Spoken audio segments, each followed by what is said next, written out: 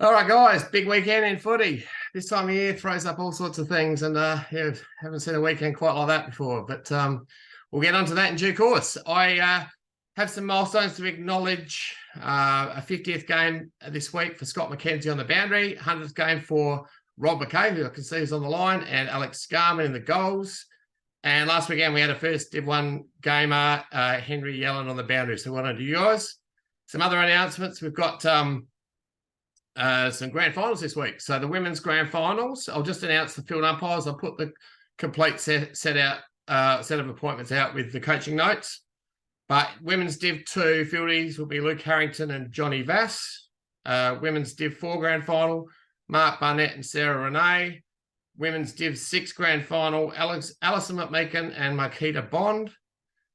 We've got an inclusive grand final, Paul Craig and Brian Humble. So well done to you guys. It's an exciting time of the year, as I said just before. So for the women's finals, they're actually all the women's finals this week are either prelim or grand finals. You'll need an entry ticket to get in without being charged. So you don't get charged. We'll have a few umpires, especially boundary and goal, age 15 or younger. They'll get in free, so they can use their tickets for a parent.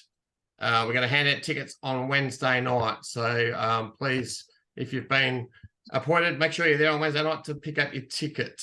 Men's final start this week in Div 7 and all divisions starting the following week. So just going to ask anyone that's interested in helping out on the boundary or the goal, if they're not appointed as a field umpire, just to send me an email to express your interest. Obviously, a lot of you will be field umpiring, but it's all hands on deck in the next few weeks.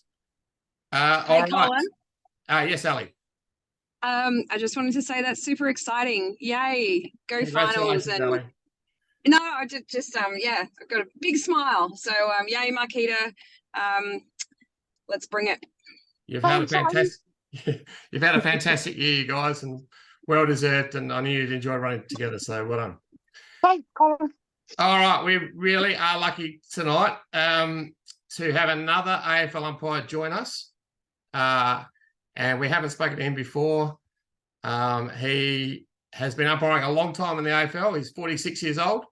He wears the number 1, which some of you may have seen run around on Adelaide Oval on Saturday night. So we'll give us something more to talk about during this soon. He's umpired over 400 games, including the 2011 AFL Grand Final. And I saw he just joined before. Chris, if you'd like to unmute yourself and come on. Cool. Evening, everyone. Congratulations for a year. I just heard that there's finals appointments this weekend, and so what an exciting time, right? The grass always smells better. Thanks, Chris. 100%. It's a very exciting time. So instead of me discussing anything more about your background, Chris, maybe you, in your own words, can tell us where it all started for you, how the journey has been till now.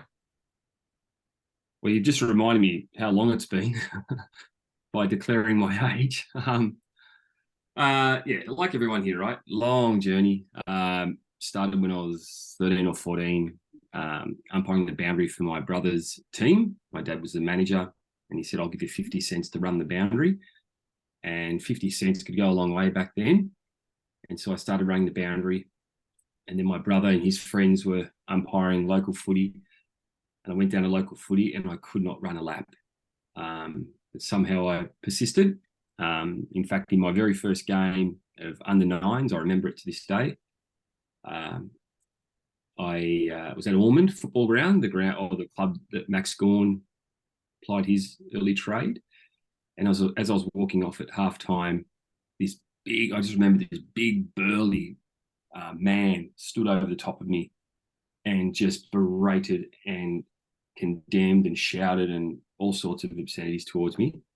Well, that's my recollection of it. Probably wasn't as bad as that, but that's how I remember it, because I was in the rooms at halftime, just bawling my eyes out, saying, "That's it, I'm done, I'm cooked. I'm not going back out there." And I think halftime went for about 40 minutes, and I did go back out, mostly on the advice of my mum and my brother, who encouraged me to get back out there because they removed that particular coach. And I'd love to see that coach today. And that would be the shining light to say, what have you been up to? And then I could perhaps draw the connection to the tenure at AFL level, and perhaps maybe thank him for exposing me to and building some resilience early doors. So yeah, junior footy, the VAFA over this side of town in Melbourne, which is, I guess, back then it was the premier sort of amateur competition, state league, the old under 18s, VFL reserves, AFL 2005. We had the trial, actually. You'd remember that, Colin, trialing? 100%, yep. Yeah. And then, it's just all a blur. So your first AFL game, what year did you make the panel? 05. My first game was, there's a photo up here of me reporting Luke Hodge, MCG, Hawthorn versus Brisbane. Brisbane were coming off their dynasty, I guess, and Hawthorn had started the same year as Buddy, Roughhead, David Mundy. So it was really interesting as we sort of said goodbye through that. I guess that was their draft class. But that was my first game, and Hawthorn upset Brisbane on the MCG. So did you say you reported Luke Hodge? I did. He got off. What was it for? I think striking. There's a photo up there. I had a lot more hair and we're in white uniforms, and we both look quite young, actually. So it's been an incredible journey for you. Umpiring over 400 games. Obviously, the 2011 grand final would have been incredible buzz. So take us back to that day. It's funny because I sort of remember walking out, and I remember parts of the game, but I just remember being like just content and sort of in the moment. And then when the game was done, I think it was sort of late in the fourth quarter, we all just took a sigh of a breath and just like, oh wow, now sort of soak it in or lap it up if you like. But funnily enough, I had one of my best games ever, I think, statistically on that day. So I had a good day. That was the day I think we had the goal umpiring issue with the ball hitting the post. That was Geelong Collingwood? Geelong Collingwood, yeah. Yeah. What's some other big games you've had during your career? There's been lots of different ones, memorable ones. One that I remember acutely is the Barry Hall Staker game up in Sydney. I was there for that. That was really bespoke and unique. I was down at Launceston when Buddy kicked, was it 18 or 13 goals, whatever it was, 13 goals. That was an amazing game. I remember the night when Cousins did his hamstring, so when he came back from Richmond. Some of the prelims have been, epic prelims, some of the finals. You're reminded of stuff as it sort of pops up, or you read an article. I've always kept a journal, in fact, of all my games. So, I used to write down, I still do today, before I go into every game, who are the ball players, who's likely to cause trouble.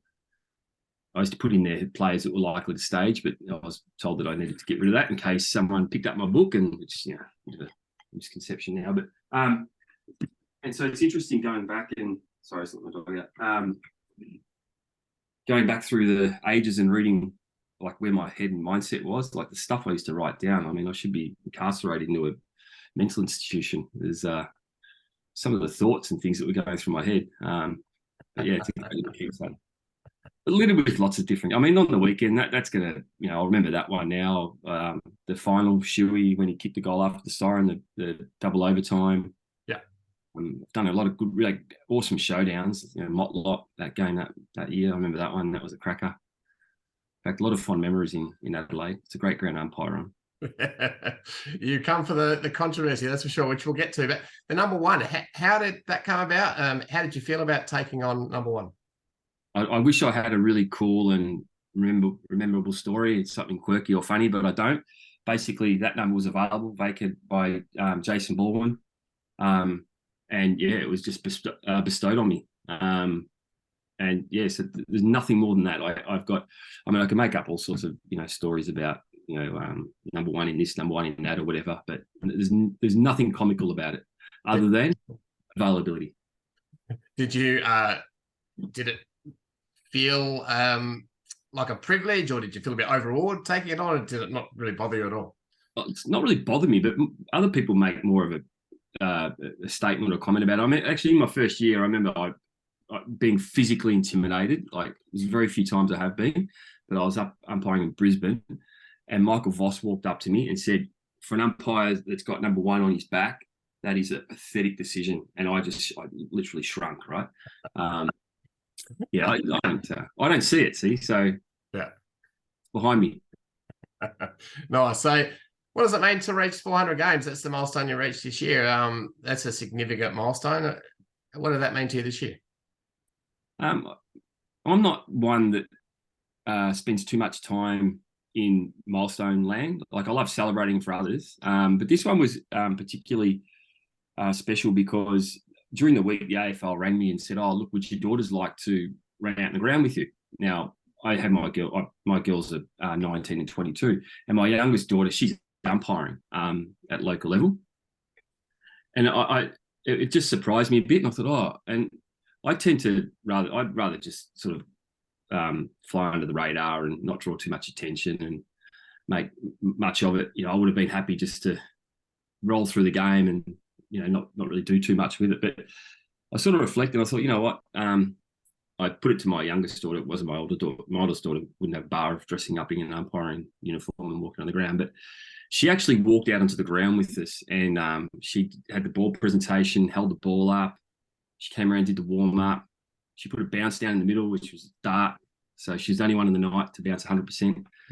And it was there for the coin toss. And that to me, I mean, it was a humbling experience around the amount of people that reached out and you know, wished their best wishes and things like that. But it meant a lot for my family, my wife, my kids, my mum and dad.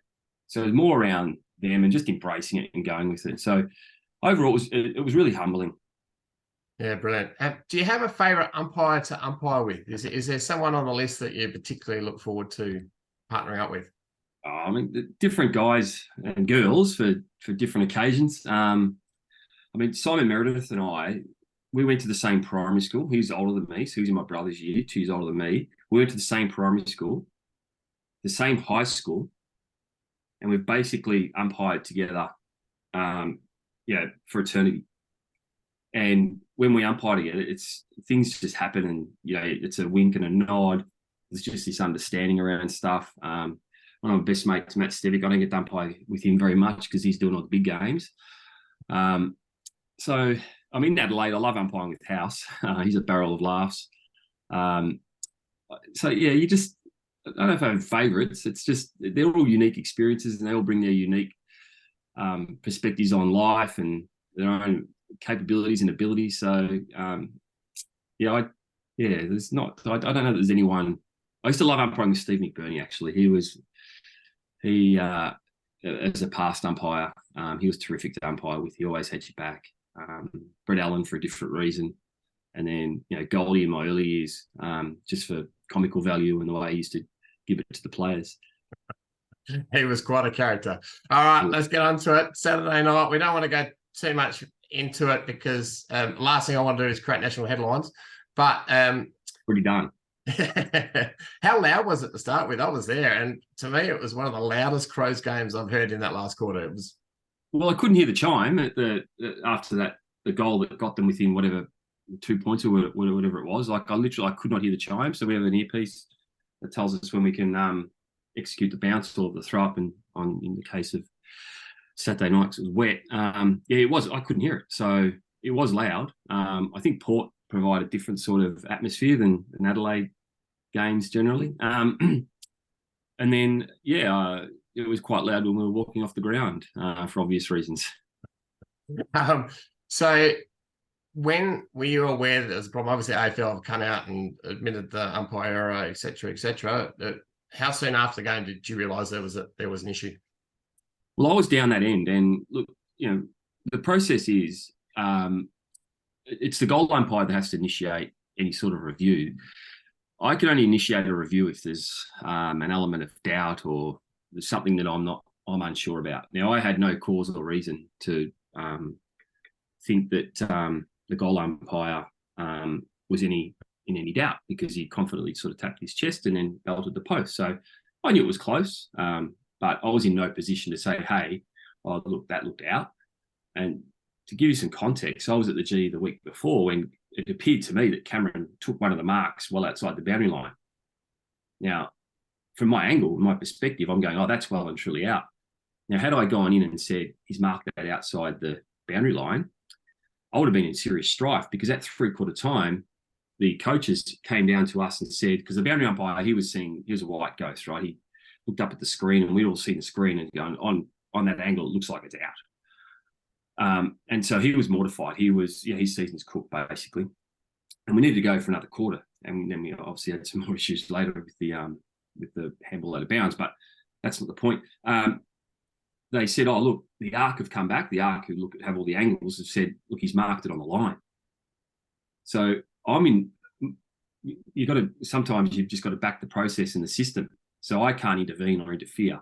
Now, in hindsight, of course, it would have been great, but I would have gone against the process that. And also knowing that you're coming tonight, I did have a close look at it. You're on the other side of the post anyway. So yeah. And then look, it became pretty apparent to us after the game, obviously, when the coaches come down, and that's the talking point. And by that time, the ARC had seen it.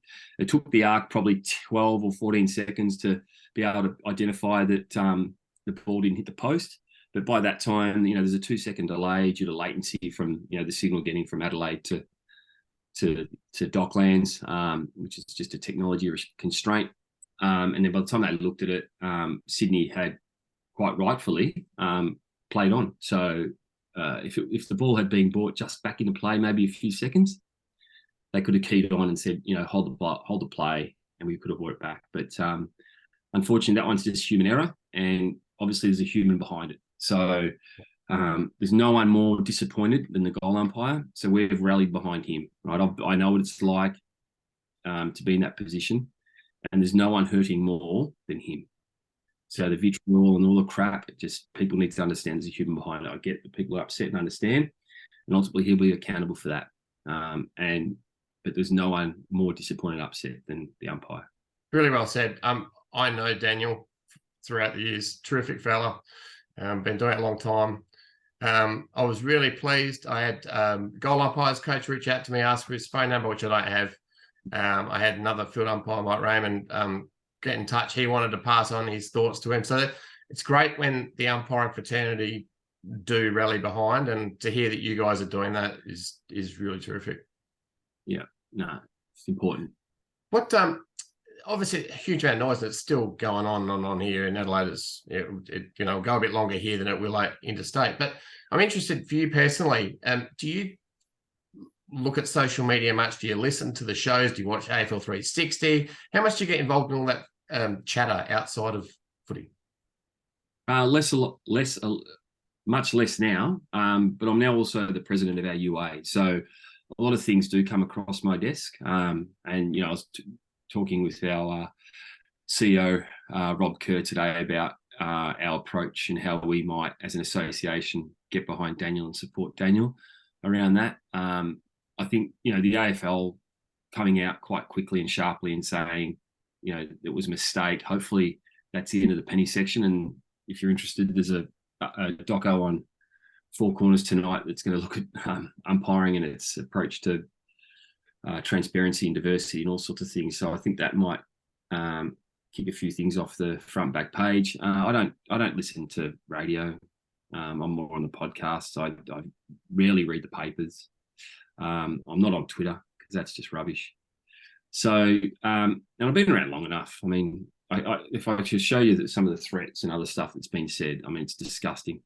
But we've got avenues. It's okay for us. My daughter, she's umpiring community football Division 3 sometimes.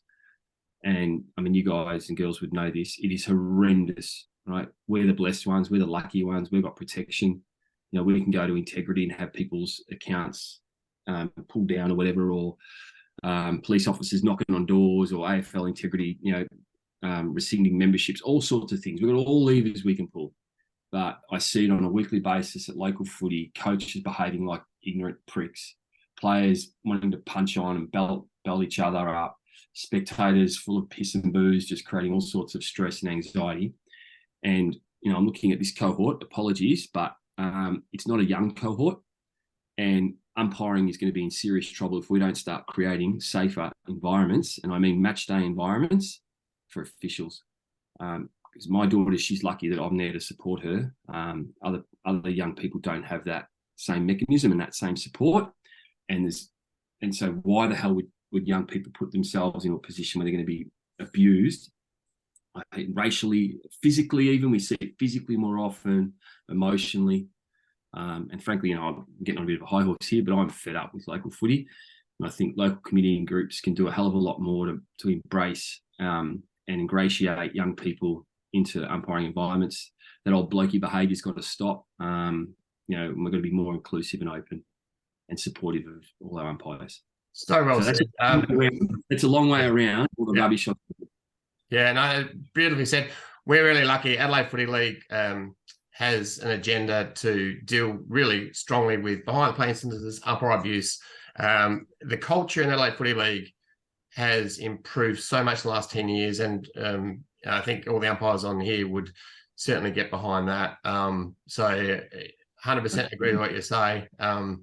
But yeah, I guess we're really proud of being part of a league that gets on the front foot and deals with a lot of this stuff. So before we leave the controversy, I do want to touch on that 2017 elimination final. So you were the one that paid the free kick to Luke Shuey. How did you, and obviously it was marked as correct and etc. How did you deal with the focus on that at the time? Well, I knew what Daniel was going to be facing, right, on Saturday night, and even today, or Sunday night today and this week. Right, I've been in that position where, you know, your decision has, you know, resulted in an outcome of a game, and sometimes, I mean, that's what they're there to do, right? So you don't shy away from actually making a decision. But yeah, that was one of the most difficult times for me in umpiring. I'll tell you, I didn't sleep that night, and I was alone. I was in Adelaide. I wasn't in my own, wasn't at my own home or anything like that. And it didn't stop. It kept going. It played out in media, obviously, and the AFL sort of flip-flopped and went every which way. I wasn't appointed to another final, so it was all around that decision. I don't know. I was told it had less to do with that decision, more to do with what I was ranked throughout the year. But you know, that's not a headline. So it was a really challenging, long off season. But now when I look back and reflect on it, I'm just glad that I backed myself. Justin Schmidt was a very good friend of mine. He was the furthest umpire away, and he blew his whistle as well, right? And I, have so much admiration and respect for Justin, not as just as an umpire, but as a human being. And he was going with the same decision that I was. So, and now it's funny because now she was retired, and we often, the funny thing about that night, actually, he actually said this to me. He goes, I can't remember what I was saying. I was lining him up or something. And I remember looking at him, and he goes, "I've got this." And I'm going, this guy's going to kick the goal. It was in no doubt that he was going to actually kick the goal. And then he went back, ice in his veins, and obviously kicked it. But the funny, actually, the funny thing is, not the funny thing, Aaron Greaves, who was a coach at Port Adelaide at the time, he came and joined the umpiring ranks. And we're on a bus trip back from some mountain in Gold Coast. Anyway, I can't remember. Anyway, it doesn't matter. And we were chatting, and I asked him about that actual incident, whether or not Port Adelaide spent much time on it. He goes, "We didn't spend any time on it. What we looked at whoever the player was. I can't remember." He said he was standing 2 meters off where he needed to be standing. So it created this space which put him into a position to execute a tackle illegally. They weren't concerned whatsoever with the decision. They were more looking at the stoppage setup and how they could have done the stoppage setup better. So here we are. I was worrying about all this. They weren't looking at or dissecting that at all. They were looking at the way the stoppage was set up. And they pinpointed it to the guy being 1 or 2 meters out of position. Yeah, nice. Yeah. So moving past all the controversy, I want to touch on something that you're pretty well known for in umpiring circles. You've got a passion for helping people with a disability. Why is that? And tell us a bit about some of the stuff you've done. So the Fiona McBurney program, when I started umpiring, we had this association with Down Syndrome Victoria. And what would happen is only on a Friday night at Marvel Stadium, so whenever there was a game at Marvel, a young person with Down syndrome would come into AFL House on a Friday afternoon. They'd wander around and meet Geesh and Rowan Saws, and they'd give them a bit of a tour. They'd come down to the rooms before the game. They'd meet the umpires. Then they'd nick off back to their seats with a guy named Derek Linsell, who's now our chaplain with the AFL. And then they'd come back down to the rooms after the game. And I just remember, I don't have a connection to anyone with Down syndrome, but a very, very good friend of mine, Steve McBurney, the connection was his late sister, Fiona, had Down syndrome. So that was the connection to Down syndrome. And all I remember was just the smiles and the enjoyment and the fun. These people they'd come into the room and they just light it up, right? Because they had no inhibitions, no concerns, right? And it was just that moment where the room suddenly had no tension. And for whatever reason, Geesh and Rowan, they moved on. The program it just ceased. And it for a long time, it grated at me that we've lost a really good opportunity here. So by that time, Steve McBurney retired, and I met with him and said to Steve, or Jack as we know him, I remember this and how we used to do this. I'd love to be able to do something perhaps like that, but something with a bit more involvement and a bit more enjoyment and connection with Down syndrome. So we came up with the idea that we could make them a guest trainer, we could have them as a guest trainer for the day or for the game. And what if we dressed them up in a kit, right? And gave them a kit and a presentation, that sort of stuff. So yeah, we basically rolled out this program and we named it after Steve McBurney's sister. So it's the Fiona McBurney Matchday Experience.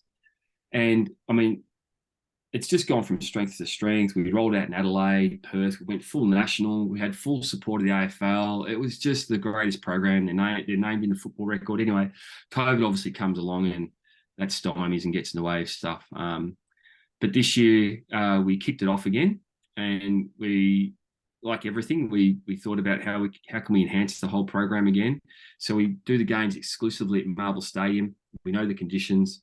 The roof's shut. We choose, accessible games. But they actually sit on the bench now because we don't have the fourth umpires on the ground. So there's a spot on the bench. So they sit on the bench with the trainer.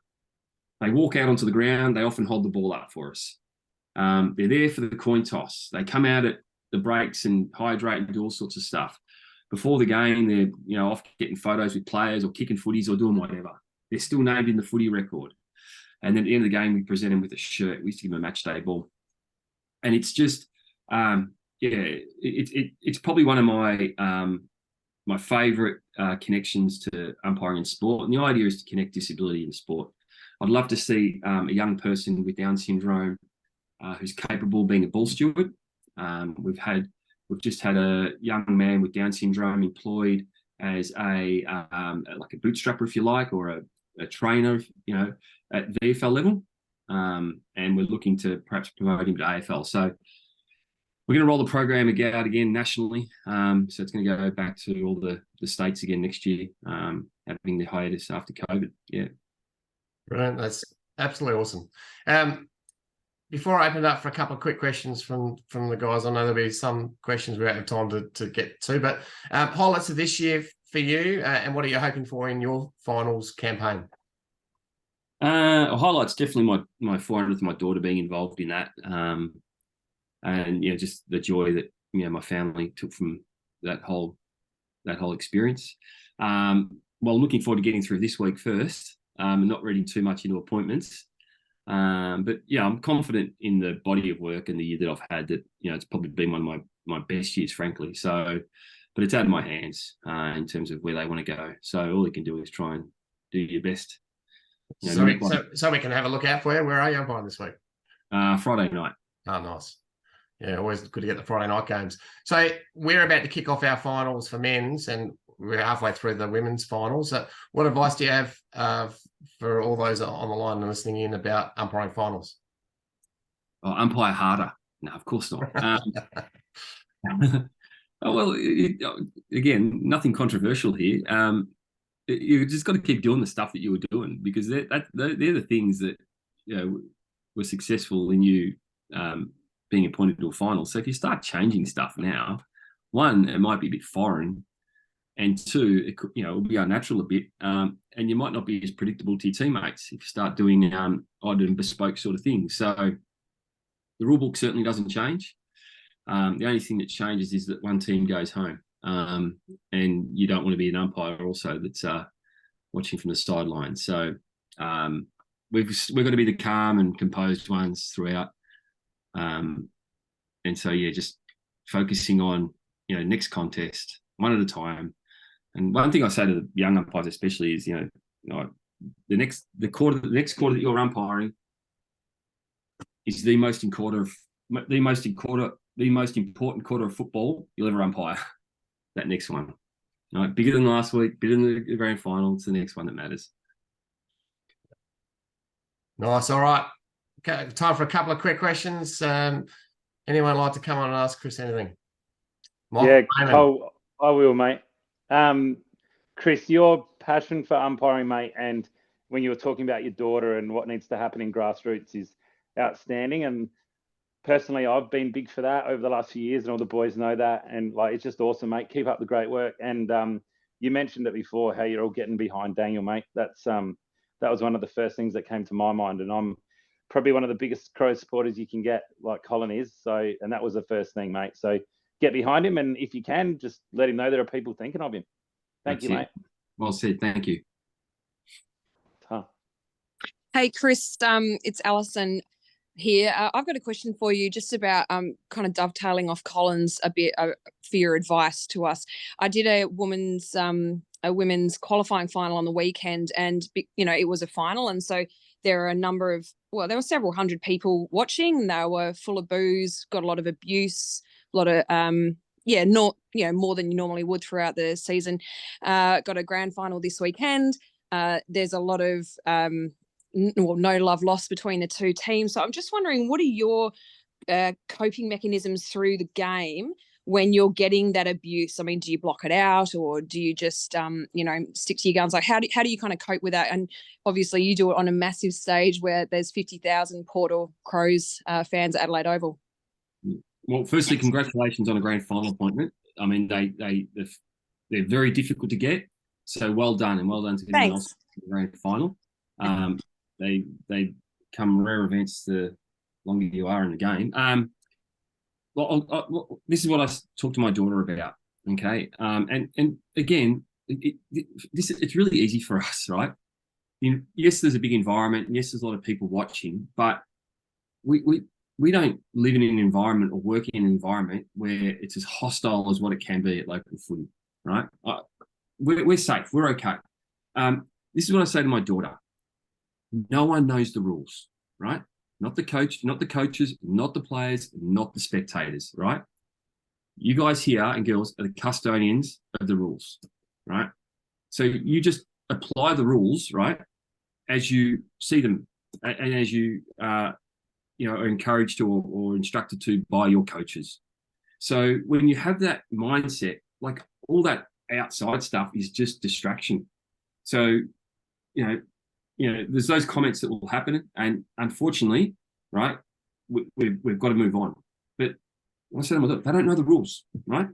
So you can be wrong, like you can be technically wrong, but they do not know the rules, right? You're the umpire. You're the one with the courage to wear the coloured shirt, or I'm not sure what colour you guys wear, and blow the whistle and walk out there, right? And put yourself out there. So, just focus on what's in front of you and just trust the processes and trust that you know the rules and apply them, the best of your ability. And you're going to make a mistake. So, that's fine too.